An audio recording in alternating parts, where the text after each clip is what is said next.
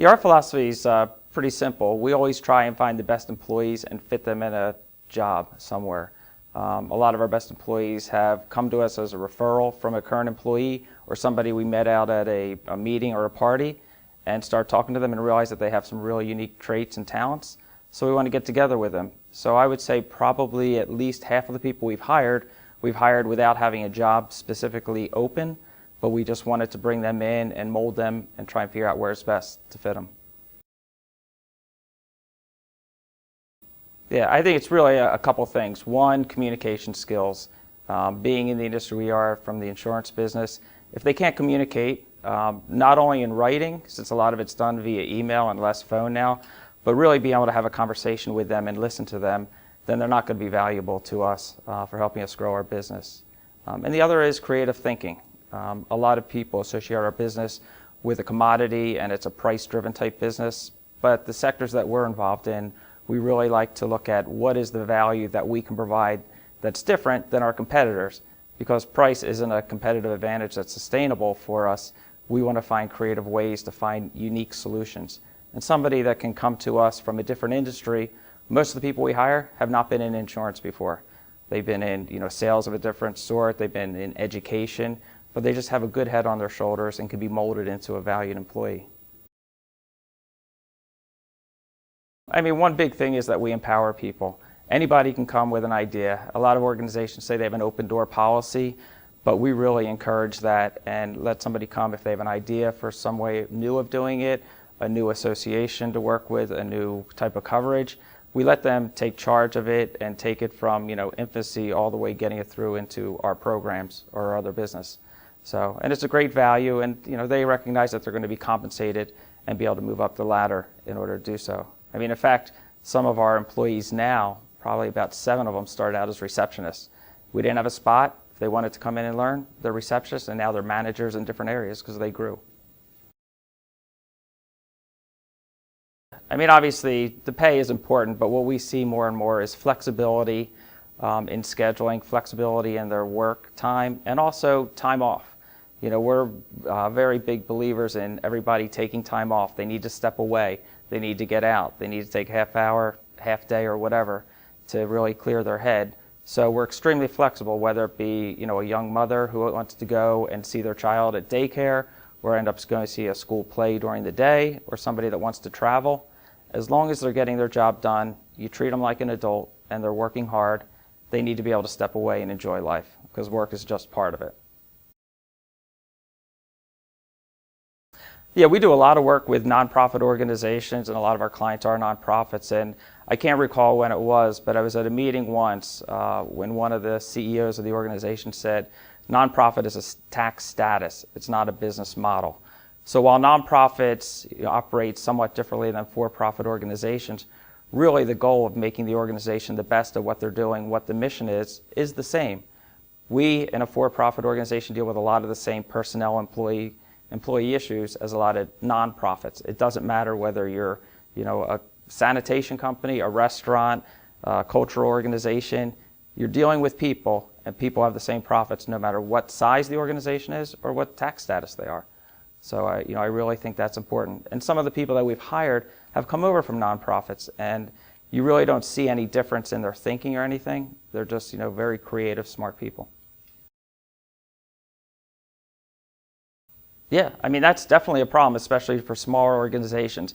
But I think if you communicate what the vision is for the organization, if you give them security in their position and show them that there is chance for advancement, that's extremely important. Now, the smaller the organization, there's less chance, obviously, but as the organization grows, they can move up the ladder. As long as they see that they're providing more value to the organization, that's extremely important. I know when I first started here, we had 12 employees, and that was 10 years ago. Now we're at 51 employees, and we face the same thing in terms of getting people in here, hiring them, because they look at us and say, you're a small organization. Now we have people calling us all the time wanting to join us because they see that we're thinking outside the box, we're growing in different areas, and we're not doing the same type of things within the insurance industry that others are doing. So you can take that whether it be in a dance organization, doing things a little bit differently, but really talking to your employees and letting them know what the vision is and what long-term is. Because most employees and organizations have no idea what the plan is for next week or next year. And if you don't lay that out for them, then they feel uneasy and they're going to start looking for another position somewhere else where they think the grass is greener. And over 50% of those people end up regretting that decision for leaving.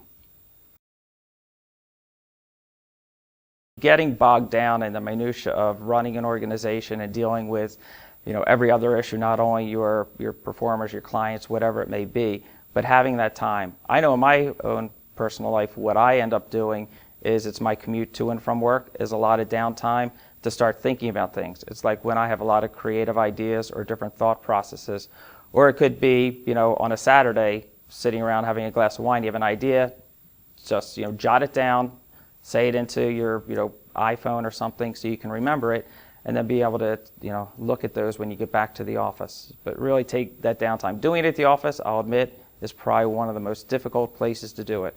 First of all, you're not in the right mindset. There's too many distractions, and you're really not, stepping back and looking at your organization. And I think that's very critical. A lot of times when we end up hiring somebody, we think for a specific position, it ends up that there's somewhere else that they would be more interested in or they're more valuable. You can only get so much out of how the person's going to react and work from a couple interviews and from different talks with your colleagues that are in the interviews. So many times the person comes in, they work in a certain area, and they'll come to us and say, I have a great interest in working in this department, or I have a great interest in getting into sales or doing something like that.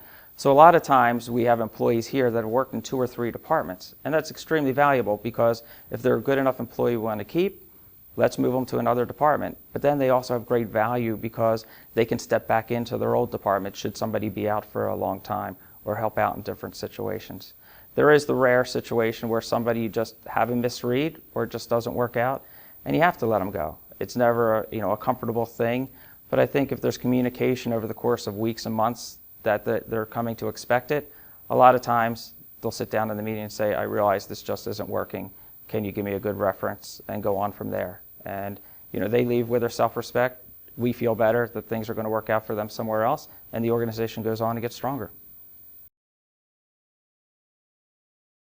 It was interesting. When I came here and joined my 2 partners that are still here, they were a well-known agency that was here in town, but was sort of fledgling, not knowing what to do. And came in, we started to assess the staff, assess what's happening, and we stepped back and realized that a lot of our competitors were doing the same thing that we were doing, and it's just a lot of different businesses beating each other up to get the same market share. So we took some chances, grew with some organizations, got the endorsements of some like Fractured Atlas and the National Trust, and started growing the business by looking outside of our geographic area and recognizing that there's clientele across the country that could use some unique service. So it was really finding a different way of doing it and developing the relationships with those organizations. Yeah, I think really one of the biggest keys is, if somebody contacts you for an interview and you think that they're an interesting person and you don't have a job, talk to them. Because I can tell you, over half of those times, we end up hiring them or talk to them and say, look, in 6 months, we're going to be in a position to do something. We like how you're thinking. And it's really going to give them a lot of positive feedback, and you're going to end up getting some quality people. Putting out a job posting, which we never do. We never put out classifieds. We never put out job postings. We start talking to our employees, and we start talking to our associates. We're looking for some creative people, and we'll compensate them. We'll give them a little finder's fee for bringing somebody in here as a thank you so that they're looking for creative people and looking for hard workers that are going to help them and better the organization.